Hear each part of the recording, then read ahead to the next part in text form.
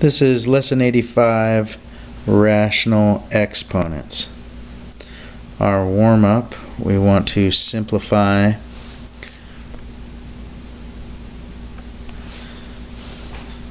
these three problems. So we've got the square root of 75, the square root of 48, and the cubed root of 48. I've got our chart of our perfect squares, our perfect cubes, and our perfect fourths over to the right. So take a couple minutes and see if you can't do this. So we'll give you a couple minutes, we'll pause this, and then we'll go back to it.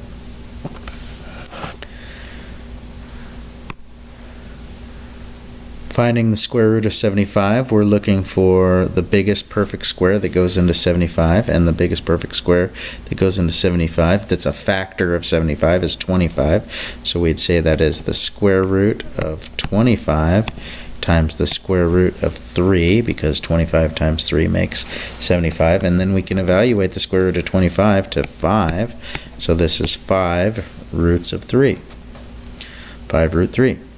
Square root of 48, well, 16 goes into is a factor of 48, so we say that's the square root of 16 times the square root of 3. The square root of 16 is 4, so that's 4 root 3. And now the cubed root of 48, well, we're in our cubed root column over here, and 48, what goes into 48 would be 8. So this would be the cubed root of 8 times the cubed root of 6.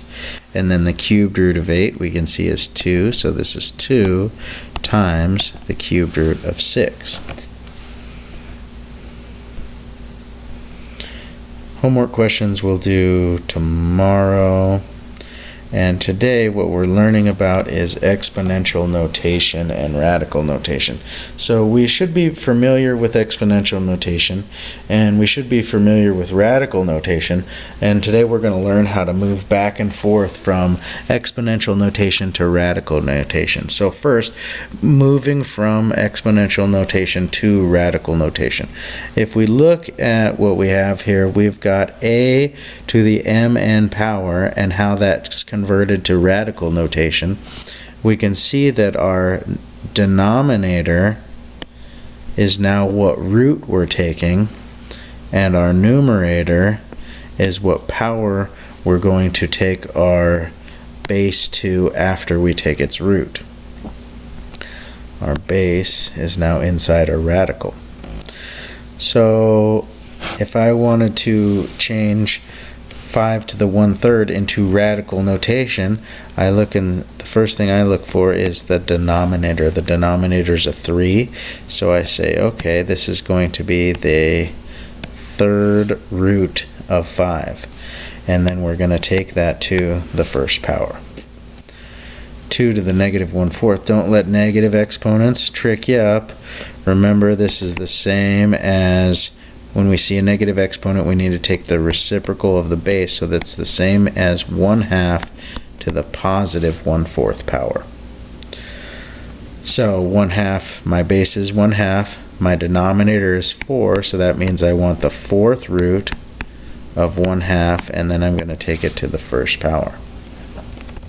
Negative 6 to the 2/3, well, my denominator is 3, so I want the 3rd root of negative 6, and then I'm going to square that because my numerator is a 2. So you guys try these three. So pause this, take a couple minutes, try and do it.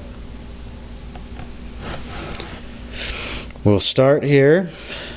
Rewriting this, so our base is 2, our denominator is 3, so we want the 3rd root of 2, and we're going to take that to the first power. I've got a negative exponent, so I need to change this to take the reciprocal of my base. That's the same as 1/5 to the 1/4 power. And so my denominator is 4, so I'm looking for the 4th root of 1/5, and then I'm going to take that to the first power, so I'm not really going to change anything there. Last one, negative 6 to the 2/3. Well, my denominator is a 3, So I want the third root of negative 6, and then my numerator is a 2, so then I'm going to square it. After I take the third root of 6, I'm going to square that number. Our next example is just moving from radical notation back to exponential notation. So we can see that we're taking the 7th root, so that means that my 7 must be my denominator, and my power is 2, so that's my numerator. My base is 12, so this is 12 to the 2/7 power. My base is 15 here, so this is 15. My root is taking the 4th root, so that's my denominator, and there's nothing out here, so there's a 1. So this is 15 to the 1/4 power. And the last one, my base is 5. I'm taking the 3rd root, so my denominator is a 3, and then I'm taking it to the 2nd power, so my numerator is a 2. So pretty easy as long as we follow our how we're going to change it. And you guys try these. We'll give you a couple minutes to try and do this. Hit pause and then come back to it when people are done. This is 14 with the root of 4, so this is 14 to the 1/4 power. The 3rd root of 11, so 11 to the 1/3 power.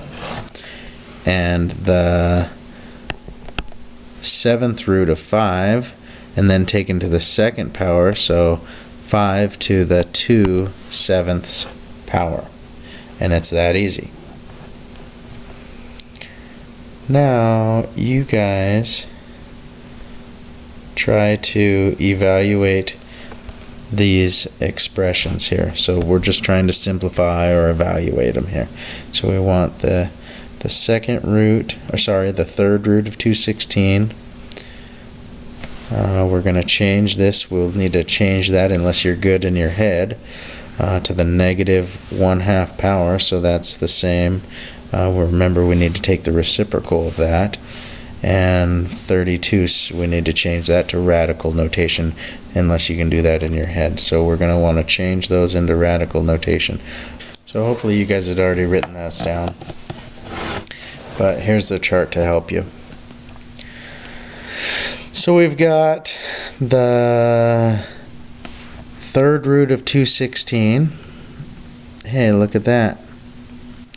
3rd root of 216, we can just evaluate that to be 6. This next one we want to take, it's to a negative exponent, so first I need to change this to the reciprocal, which would be 1/4 to the 1/2 power. And now we'll move that into radical notation. So this is the square root of 1/4. And that is the same as the square root of 1 over the square root of 4. So what's the square root of 1? 1. What's the square root of 4? 2. So this simplifies to 1/2. 4 to the negative 1/2 power is 1/2. 32 to the 4/5 power, let's change it to radical notation. We want the 5th root of 32, and then we're going to take that to the 4th power.